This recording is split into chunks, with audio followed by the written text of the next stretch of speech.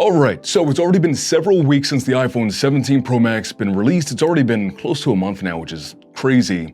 And you clicked on this video for one of two reasons. Either A, you're looking to upgrade your phone to an iPhone and you're wondering if the 16 Pro Max is going to be a good bang for buck deal and still worth the money now, or if you should ultimately just shell out the money, the premium price tag, and get the 17 Pro Max. And so as concisely as possible for you guys, I'm gonna give you guys the ins and outs and which one you should probably go for. So if you guys are new here, my name is Dave, and this is where tech meets lifestyle. Now for starters, of course, are the body differences. Now I'm not gonna spend too much time on this for you guys because you guys can look up the spec sheet, but I think the tangible things to really pay attention to here are that the iPhone 17 Pro Max is very slightly taller, wider, and slightly thicker than the iPhone 16 Pro Max. And you're also getting a full camera bar as opposed to kind of like this camera square that's designated to just the top left corner of the back of the device. And I was out recording with my longtime childhood friend whose name is also Dave, and this is what he kind of thought when he was comparing these two in the hand. So Dave, in the hands, which ones would you say feels better, or do you feel like they feel about the same?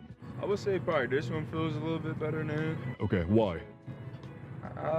Maybe the size, it feels a little bit smaller, man. Like I can grab it, grasp it. Firmly grasp it. You know, this one, it's good though. Both are really good. Okay. Both feel really good in the hand. Now, mind you, I didn't give him any kind of body specifications at all. I just gave them to him raw, just let him feel them in the hand and discern what he thought. And if I had to guess, people going from the 16 Pro Max to the 17 Pro Max on average might slightly lean toward the 16 just because it is lighter and slightly thinner, and because it's a little bit less tall, it's a bit easier to access all portions of the screen. But if you ask me personally, I like the way the 17 Pro Max feels in the hand just much better. One of the things I love is that the side rails slope into the back, so there's like a continuation here, as opposed to on the 16 Pro Max that you can feel the difference on from the back and the side rails. There's kind of like a little bit of a slice. That's a small thing, but I like the way that the aluminum unibody feels in the hand. I like the ceramic shield cutout. And the camera bar is nice because when you put it on a table, it's not going to rock back and forth like a phone that is kind of asymmetrical in design on the back end. But for me personally, body-wise, I'm really loving how this feels. Just texting family members, scrolling through social media, and honestly, even when I'm using the camera, taking pictures, recording things, we'll see if that's just a honeymoon phase, but so far, I love this a lot. Now, battery life. The iPhone 16 Pro Max for me, honestly, had been a phone that was getting very good battery life. I was able to get 8.5 hours worth. It was a phone that very confidently, I'd be able to wake up in the morning at 7:30 and go throughout the course of my day, work, running errands, groceries, visiting family, etc., etc., etc. And I felt confident that this was going to get me through the course of my day. The 17 Pro Max just flat out beats it. I mean, I've even gotten days on this where I'm getting like 9+ hours worth of screen on time, closer to like 9.5 hours worth, depending. Yeah, there's really just not a lot to say here. I mean, this is a superior battery life for me on average. I don't think I've ever gotten 9.5 hours worth of screen on time out of my 16 Pro Max. That being said, this is probably going to be more battery life than most average consumers are going to want or need on a day-to-day basis. But flat out, if you're looking to upgrade to either one of these, right, this one being the option that's going to save you a bit more money because this is at a discounted price now, or if you want the absolute best that Apple has to offer right now, what I can say, based on my usage over a year with the 16 Pro Max and, the last couple of weeks with the 17 Pro Max, both are gonna get the job done. All right, so now one of the big differences here between the 16 Pro Max and the 17 Pro Max is that over here you're getting a 12 megapixel camera for those telephoto shots, where here you're getting that 48 megapixels. You're getting that in 4x and 8x zoom, and the 8x is actually using a high quality cropped portion of the sensor to give you a higher resolution image when you're actually zooming in on those things. And the sensor in the 17 Pro Max is actually 56% larger than the sensor here over on the 16 Pro Max. And in layman's terms, what that actually means is that you're going to be getting better performance more than likely when you're zooming in and the lighting situations aren't as ideal. And in my experience so far, that's definitely been the case, taking shots with both of these phones where things are not super duper bright. There are some shadows that are being cast. Now, another big upgrade you're getting here is that the ultra wide photos on the 17 Pro Max are going to be on a 48 megapixel sensor. And essentially what that means is that when you're taking those ultra wide photo shots, if there's a portion of the actual picture that you want to sort of crop in on, see a bit more detail, you are going to be getting more detail over here on the 17 Pro Max as compared to the 16 Pro Max. If you ask me personally, I still think the ultra wide shots over on the 16 Pro Max still look really good. But if you're someone that wants the most out of your camera and getting the most quality out of your shots, the 17 Pro Max certainly has proven to have that. And then also the camera slider that you're getting here too, a feature that admittedly I personally don't use all that often really, but is one of those features that is tangibly and practically useful on a day-to-day basis and makes your phone feel kind of more like a camera. I personally just use the on-screen camera slider because it's so smooth, very easy to use. But when you're like in this sideways format here, it just feels really good being able to scroll back and forth and zoom this way and then just push in on the button and then take the picture.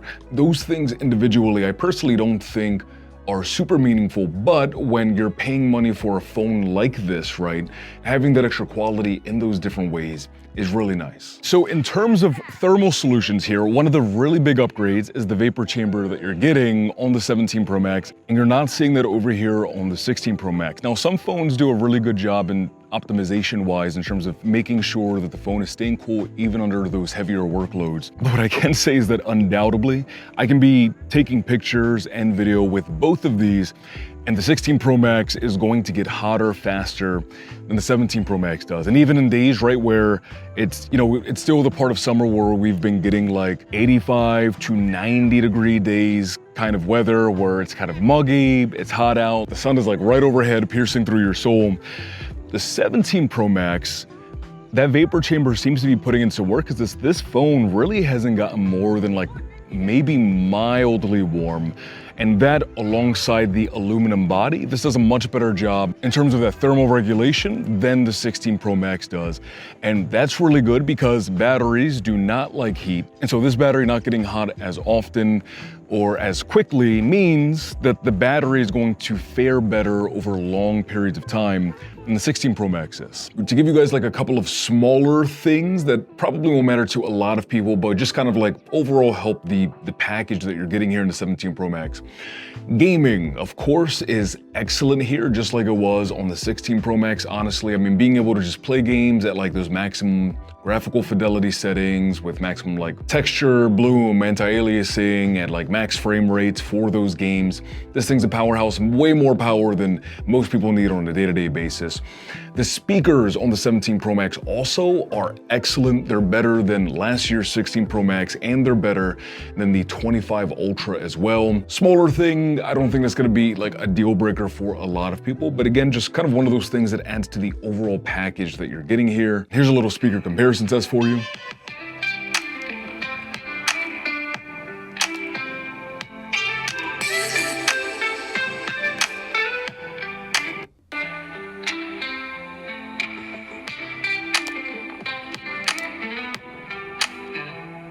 The 16 Pro Max is actually the louder of the two phones on the higher ends. What I can say is that the 17 Pro Max speakers sound clearer when there are more of those high elements kind of like being pushed out of the speakers. And I think there's also like slightly deeper bass on the 17 Pro Max, but loudness wise, it goes to the 16 Pro Max, maybe surprisingly.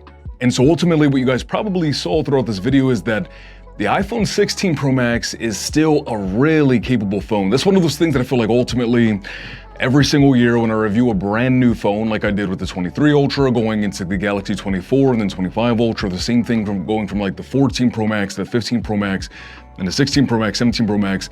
The new phone coming out doesn't immediately just completely make the previous phone irrelevant. You can get the iPhone 16 Pro Max right now for like $800-900, depending on the vendor that you're looking at to buy this phone. But for the extra few $100s, the 17 Pro Max for sure is the better device in basically every conceivable way. And so if you want the absolute best of the best, the 17 Pro Max is the way to go. But if you're someone that wants to save some money, still get a really strong, capable powerhouse device, the 16 Pro Max honestly still holds up exceptionally well in 2025. If you guys have any questions, let me know in the comment section down below. But as always, thank you so much for stopping by and hanging out. Wish you a fantastic remainder of your day. And as always, Peace, love, adios, bye guys, and have a great day.